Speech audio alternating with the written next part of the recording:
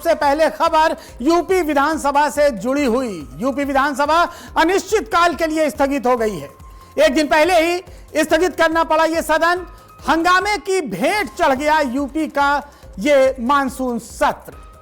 मुख्यमंत्री ने समाजवादी पार्टी पर इसका ठीकरा फोड़ा है। सपा के नकारात्मक रवैये से चर्चा नहीं हुई, यह मुख्यमंत्री योगी आदित्यनाथ ने कहा है। उन्होंने कहा है कि समाजवादी पार्टी का जो रवैया रहा है यह पूरी तरह से जन विरोधी रहा है। सरकार ने आनन फानन में जरूरी विधेयक फिलहाल पास करा लिए।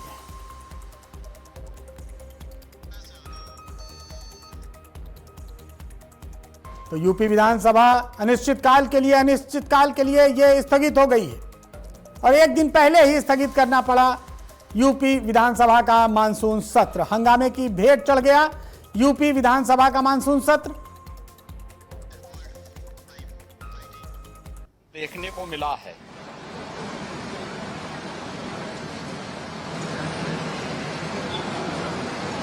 विधानसभा सत्र को हंगामे के हवाले करना प्रदेश के युवाओं,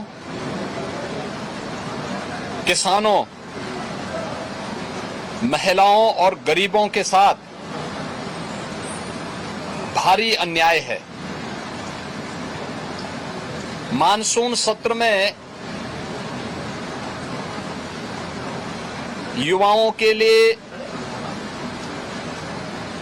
अन्नदाता किसानों के लिए, आधी आबादी महिलाओं के लिए और गरीबों के लिए नई स्कीम, नई योजनाएं प्रारंभ हो, युवाओं के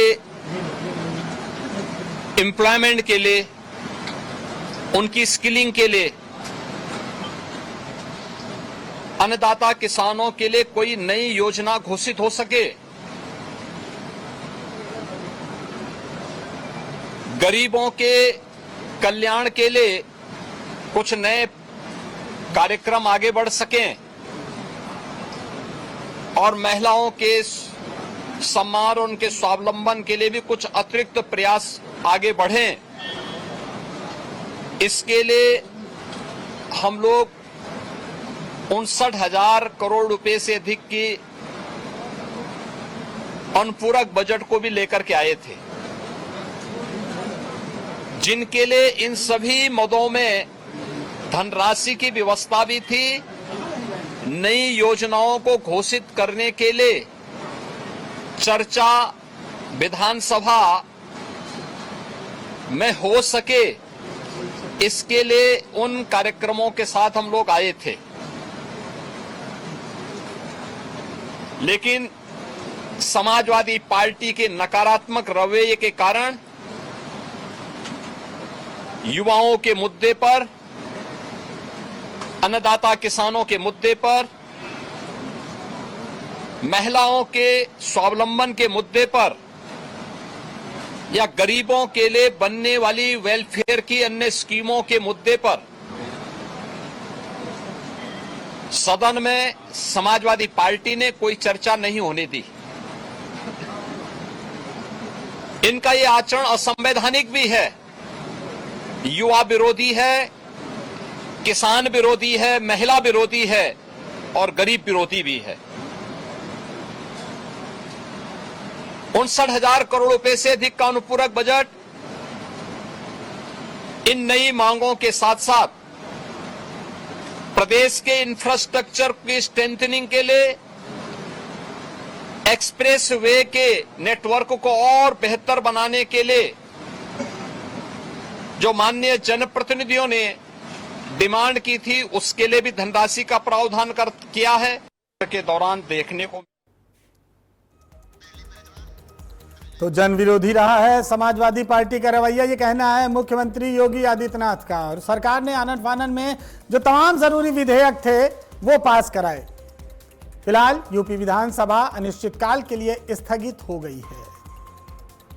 एक दिन पहले ही सदन को स्थगित करना पड़ा। यह पूरा मानसून सत्र हंगामे की भेंट चढ़ गया। और समाजवादी पार्टी पर इसका पूरा ठीकरा मुख्यमंत्री योगी आदित्यनाथ ने फोड़ा है और कहा है कि समाजवादी पार्टी के नकारात्मक रवैये के कारण मानसून सत्र पूरा नहीं हो सका। सपा का जो रवैया रहा ये जन विरोधी रहा, ये मुख्यमंत्री योगी आदित्यनाथ ने अपने संबोधन में कहा है।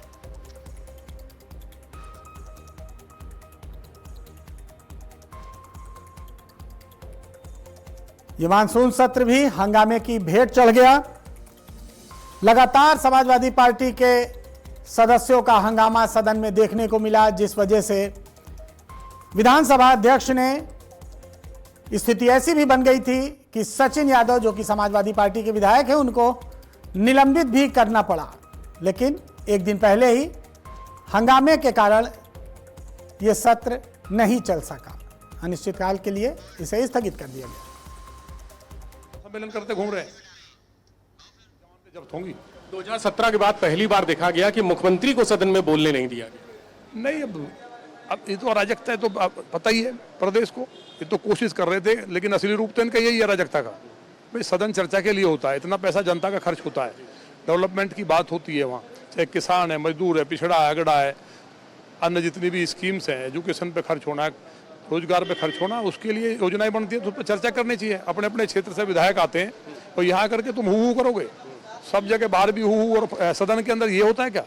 चर्चा करते, बात रखते, पूरा प्रदेश देखता कि भाई समाजवादी पार्टी ने तर्कपूर्ण ये बातें रखी हैं तो इनके साथ लोग होते। लेकिन आज इन्होंने जिस तरह से किया है, पूरे प्रदेश में इनका चेहरा सामने आ गया, ये लोग समाप्त हो जाएंगे। आज एक बहुत महत्वपूर्ण बात और हुई, संभल में जो दंगा हुआ था उसकी रिपोर्ट आज सदन में रखी गई। वो तो रिपोर्ट जो सच्चाई है वो सामने आई है। हम पहले ही कह रहे थे जिन पे कार्रवाई हुई उनको बचाना चाहते थे लोग, उसमें ये साफ हो गया कि पुलिस ने गोली नहीं चलाई, उन जिहादियों ने गोली चलाई जो आतंकवादी छुपे थे, जिनका इंतजाम, जिनको ठीक करने का काम माननीय योगी जी ने किया। और जो बचे हैं उस रिपोर्ट में सामने आ जाएंगे, वो भी साफ हो जाएंगे। संभल से हिंदू 10% बचा है, जबकि वो पूरा हिंदुओं का था, सारा कब्जा कर लिया, मंदिरों पर कब्जा कर लिया। तो ये जो संभल की रिपोर्ट आई है, ये रिपोर्ट ऐतिहासिक है और पूरे प्रदेश और देश को एक मैसेज देने के लिए है कि ये जो गजवा हिंद का सपना कांग्रेस और समाजवादी के लोग देख रहे हैं वो उनके सपने पूरे नहीं होंगे। और ये सनातन की सदी है, पूरी दुनिया में भगवा लहराना है, केवल हिंदुस्तान में नहीं। क्या उस रिपोर्ट में जिक्र है डेमोग्राफी चेंज होने का? ये सभी है, डेमोग्राफी चेंज होने का तो रिपोर्ट पहली लाइन में निश्चित तौर पे, क्योंकि वहाँ 10% मुश्किल से 9 से 10% हिंदू बचे हैं, सबके घर उजाड़ दिए, लोगों को मार दिया गया। तो अगर नई सरकार आती है अपनी, तो वहाँ तो हिंदुओं को मुझे लगता है अगर 1-5 साल सरकार और रह जाती सपा की तो हिंदू बचता ही नहीं वहाँ, सारे घर कब्जे कर लिए जिस तरह कश्मीर में हुआ। बहुत शुक्रिया। हमारे साथ नंद किशोर गुर्जर थे जो भारतीय जनता पार्टी के विधायक, और उन्होंने समाजवादी पार्टी पर कहा कि जिस तरह से समाजवादी पार्टी ने जो एक्ट किया है, जिस तरह से सदन को ना चलने देने की उनकी जो नीयत थी, जो सदन को बाधा पहुंचाई, ये उत्तर प्रदेश के लाखों करोड़ों लोगों की जनता का पैसा और समय बर्बाद किया है। बिल्कुल विवेक जी, आपने बिल्कुल सही कहा। सवाल यह है कि विधानसभा अनिश्चितकाल के लिए फिलहाल स्थगित हो गई है और वजह यही रही हंगामा बजे रही, और इस बार फिर से एक बार पूरी तरह से सदन नहीं चल सका। तो क्या विपक्ष के पास कोई मुद्दा नहीं था, या फिर वो पॉलिटिकल लाभ लेने के लिए कि उसे लग रहा है कि माइलेज मिल जाएगा अगर हम चंदा चोरी या तमाम चीजों को सामने रखेंगे, जबकि बहुत महत्वपूर्ण अनुपूरक बजट था जो कि किसानों के लिए, साथ ही छात्रों के लिए, महिलाओं के लिए तमाम चीजें आनी थी। हालांकि वो तो पास हो गया, लेकिन उस पर चर्चा बहुत ज्यादा जरूरी थी विवेक जी। बिल्कुल नीरज, जो चर्चा होनी चाहिए थी, और इसके अलावा बजट में बहुत सारी चीजें थी, इसके अलावा और भी समस्याएं थी। विधायकों के अपने सवाल थे, मंत्रियों के अपने सवाल थे, वो नहीं हुए। मनोज पांडे भी हैं, चलिए बात कर लेते हैं। मनोज पांडे भी यहाँ पर निकले हैं, जो खाद्य मंत्री हैं, रसद मंत्री हैं मनोज पांडे जी, वो भी बाहर निकले हैं, चूंकि समाजवादी पार्टी में रहे हैं पहले और अब समाजवादी पार्टी से भारतीय जनता पार्टी में आए और उसके बाद कैबिनेट मिनिस्टर का दर्जा मिला है मनोज पांडे को। तो इनका भी विचार जानना बहुत जरूरी होगा कि समाजवादी पार्टी ने जो किया या उनके जो विधायकों ने किया, जिस तरह से सदन में हंगामा हुआ, धरना प्रदर्शन हुआ, मुख्यमंत्री को बोलने नहीं दिया गया, प्लेकार्ड्स लहराए गए, तो उसमें कैबिनेट मिनिस्टर हैं मनोज पांडे, समाजवादी पार्टी में रहे हैं, तो उनका भी विचार जानना बहुत जरूरी है। लेकिन क्या चाहते हैं, ब्राह्मण को आकर्षित करना चाह रहे हैं समाजवादी पार्टी? नहीं, किस ब्राह्मण को आकर्षित करना चाहते हैं? अभी 2 दिन पहले जिनका अपमान किया है, जिनको बेश्या से भी गिरा हुआ बताया। मनोज पांडे जी क्या कहेंगे? पीडीए सम्मेलन हुआ, उसके बाद ब्राह्मण सम्मेलन हो रहा है। समाजवादी पार्टी अब ब्राह्मणों को साथ लाना चाहती है। आप भी कभी साथ थे, उस वक्त उतना सम्मान, जो बातें हुई आज मन को आहत कर रही हो। सवाल ये है कि किस ब्राह्मण को लाना चाहती है? उस ब्राह्मण को जिसके बारे में समाजवादी पार्टी ने कहा कि ब्राह्मण से भली वेश्या, उसी को लाना चाहती है। पहले ये तय कर ले। कैबिनेट मंत्री मनोज पांडे हमारे साथ मौजूद हैं। अब समाजवादी पार्टी तो नीरज देखिए, यहाँ पर कैबिनेट मंत्री भी हैं मनोज पांडे जी, और चूंकि बाहर निकले हैं और सदन आज, जो कल आखिरी दिन होना था वो आज आखिरी दिन हो गया है सदन का, तो ऐसे में ये लाजमी है ये सवाल उठना कि आखिर समाजवादी पार्टी के हंगामे की वजह से जिस तरह से सदन को बाधा पहुंची, सदन की गतिविधियां नहीं चल पाई, जो जनता के सवाल हैं वो सवाल, उन पर चर्चा नहीं हो पाई, जनता के मुद्दों पर चर्चा नहीं हो पाई, तो ये कहाँ तक ये उनकी जो विपक्षी दल हैं, जो उत्तर प्रदेश का प्रमुख विपक्षी दल है, उनकी ये हरकत कहाँ तक तर्क संगत है, ये भी सवाल बड़ा लाजमी है। और मुख्यमंत्री ने अपने जो संबोधन में कहा है, मुख्यमंत्री ने कहा कि ये बिल्कुल, जो उन्होंने कुछ चीज़ें कही कि समाजवादी पार्टी नहीं चाहती थी कि जनता के मुद्दों की बात हो, खासकर जो मुख्यमंत्री ने नाम लिए, बाबा साहब का नाम लिया, महर्षि वाल्मीकि का नाम लिया, रविदास जी का नाम लिया, संत ज्योतिबा फुले का नाम लिया, साहू जी महाराज का नाम लिया, अहिल्याबाई होलकर का नाम लेते हुए कहा कि उनके लिए 407 करोड़ की जो इनकी महापुरुषों की मूर्तियां स्थापित करने की वहां पर चर्चा होनी थी, इस पर बजट पास किया गया है। इसको प्रस्ताव पहले पास हो चुका था, उसके बजट की जानकारी देनी थी, वो नहीं हो पाया।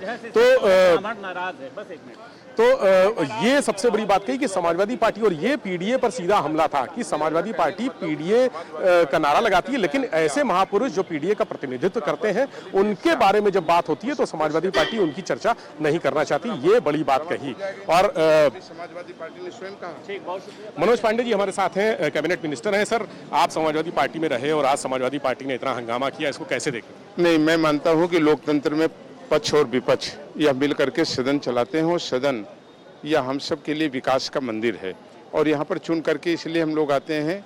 सरकार अपनी चीज़ों को रखती है, विपक्ष उसमें बहुमूल्य सुझाव देता है, और जो चीज़ें यहाँ रखी जाती हैं वो प्रदेश के 25 करोड़ की जनता के विकास के लिए होते हैं। किसानों के उत्पादन के मूल्य का होता है, नौजवानों को रोजगार देने का होता है, हॉस्पिटल्स को मजबूत करने के लिए होता है, एजुकेशन को मजबूत करने के लिए होता है, सड़कें बनवाने के लिए होता है। और जनता सदन के विधायक को चुन करके भेजती है कि वो सदन में जा करके उसके गाँव की, उसकी सड़कों की, उसकी पानी की, उसके हॉस्पिटल की बात करेगा। लेकिन जिस तरीके समाजवादी पार्टी अपने हल्ला बोल के अभियान पे लग गई है, ये हल्ला बोल करके न केवल बस रोक रही है, न एम्बुलेंस रोक रही, बल्कि अब विधानसभा को भी रोकना चाहती है। विधानसभा एक नियमों और व्यवस्थाओं और परंपराओं से चलता है। जो 2 दिन का आचरण था समाजवादी पार्टी का, इससे निश्चित रूप से 25 करोड़ जनता हताश हुई है कि जिनको हमने भेजा था अपनी बात कहने के लिए, वो केवल अपने स्वार्थ में सदन को चलने नहीं दिया। 2017 के बाद पहली बार ऐसा देख रहे हैं कि जब मुख्यमंत्री को बोलने नहीं दिया गया और उनको अपना भाषण अधूरा छोड़ के बाहर मीडिया के माध्यम से। नहीं, माननीय मुख्यमंत्री जी का जो भाषण होता है, जो बातें होती हैं, उत्तर प्रदेश के विकास के लिए होते हैं, नौजवानों के लिए रोजगार के लिए होती है, अन्नदाताओं के लिए उत्पादन में उनका मूल्य मिल पाए इसके लिए होती है, प्रदेश को आगे बढ़ाने के लिए होती है। अगर आप प्रदेश के विकास को रोक रहे हैं, ये माना जाएगा कि आप प्रदेश के विकास को नहीं चाहते। जो आपने अपनी सरकारों में और सत्ता में रहते हुए आपने किया है, उसी को आप दोहराना चाहते हैं। रिपोर्ट सर आज रखी गई है सदन में, क्या कहें? नहीं, संभल की रिपोर्ट पर चर्चा करनी चाहिए। विपक्ष को सुनना चाहिए कि संभल में दंगा किसने कराने का प्रयास किया, किसने वहाँ पे हुड़दंग करने का प्रयास किया, किसने अराजकता का माहौल बनाया, वो सुनना नहीं चाहते। चोर की दाढ़ी में तिनका, इसलिए उससे भाग रहे थे। तो देखिए, मनोज पांडे जी कैबिनेट मंत्री यहाँ, उन्होंने भी कहा कि जो जनता के मुद्दे थे उनको जिस तरह से रखना चाहिए था वो नहीं रख पाए। मुख्यमंत्री चाहते थे, सभी लोग चाहते थे कि जनता के मुद्दों की बात हो, जनता के लिए हम सदन में आए हैं, हम उनका प्रतिनिधित्व करते हैं, लेकिन अगर उनकी बात नहीं आएगी सामने तो फिर नुकसान जनता का होगा। संभल की रिपोर्ट पर भी उन्होंने कहा कि संभल की रिपोर्ट चोर की दाढ़ी में तिनका, यानी जिन्होंने दंगा करवाया, जहाँ पर डेमोग्राफी चेंज करने की कोशिश की गई, उसके पीछे कौन लोग थे, उसके पीछे कौन से चेहरे थे, ये कैबिनेट मिनिस्टर मनोज पांडे ने कहा और समाजवादी पार्टी पर सीधा हमला किया। चूंकि उनका ये बयान इसलिए भी महत्वपूर्ण है क्योंकि वो यहाँ पर समाजवादी पार्टी में रहे, लंबा समय सचेतक पद पर रहे, समाजवादी पार्टी का बड़ा ब्राह्मण चेहरा थे, लेकिन अब समाजवादी पार्टी की नीतियों से या जो भी वजह हो वो छोड़कर यहाँ पर आए, भारतीय जनता पार्टी आए और भारतीय जनता पार्टी ने उनको सम्मान दिया, कैबिनेट मंत्री का दर्जा दिया और आज वो खाद्य एवं रसद मंत्री हैं। तो उनका ये बयान इसलिए भी महत्वपूर्ण है क्योंकि वो समाजवादी पार्टी में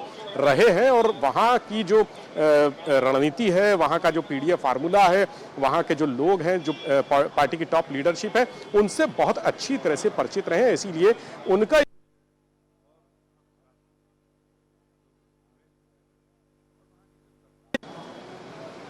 निश्चित तौर पर आज ये भी देखने को मिला कि विधानसभा अध्यक्ष भी काफी नाराज थे इस हंगामे को लेकर। उन्होंने यहां तक कह दिया कि आप लोग तय करें कि मैं यहां रहने लायक हूं या नहीं। इतना बड़ा उनका लंबा अनुभव रहा है राजनीति में और आज उनको ये कहना पड़ा।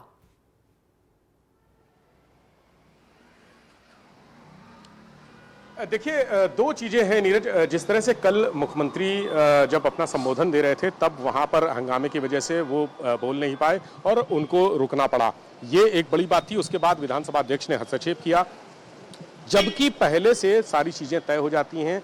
पहले से जब कोई विधायक अपने क्षेत्र से संबंधित समस्याओं को लेकर या अपनी जनता से जुड़े मुद्दों पर सवाल लगाता है, ये प्रक्रिया 1.25 महीने पहले से शुरू हो जाती है। जब सदन का चर्चा होती है कि सदन इस तारीख को रखा जाएगा या अगले महीने या 2 महीने बाद रखा जाएगा, तब से शुरू हो जाती है और सवाल ले लिए जाते हैं। उन सवालों को संबंधित विभागों से जवाब के लिए भेजा जाता है। ये एक लंबी प्रक्रिया है। 1 महीने पहले की जो प्रक्रिया थी उसको आपने बाधित कर दिया, उसका कोई मान नहीं रखा। बहुत सारे विधायकों ने सवाल लगाए थे लेकिन वो उनका अपने खुद के सवाल सदन में नहीं पूछ पाए क्योंकि इतना हंगामा, और उन्हीं ने खुद किया हंगामा, सदन में उन्होंने खुद किया। तो ऐसे में विधानसभा अध्यक्ष का भावुक होना, उनका एक तरह से अफसोस जताया उन्होंने कि और अपने आत्मग्लानि में रहे कि वो मैंने इतना सब कोशिश की सदन को व्यवस्थित रूप से चलाने की, लेकिन नहीं चला पाए। तो इसके पीछे एक तरह से उन्होंने खुद को जिम्मेदार मानते हुए कहा कि मुझे सोचना पड़ेगा कि अब मेरी भूमिका क्या है और आगे क्या भूमिका रहेगी। ये बड़ी बात है। किसी भी विधानसभा अध्यक्ष को पिछले कुछ विधानसभाओं के कार्यकाल में हमने इस तरह से निराश होते और भावुक होते हुए नहीं देखा है जिस तरह से सतीश महाना नजर आए हैं। और ये भी विधानसभा परिसर में ही हूं तो ये भी चर्चा है कि हो सकता है सतीश महाना अपना पद ही छोड़ दें। हालांकि विधानसभा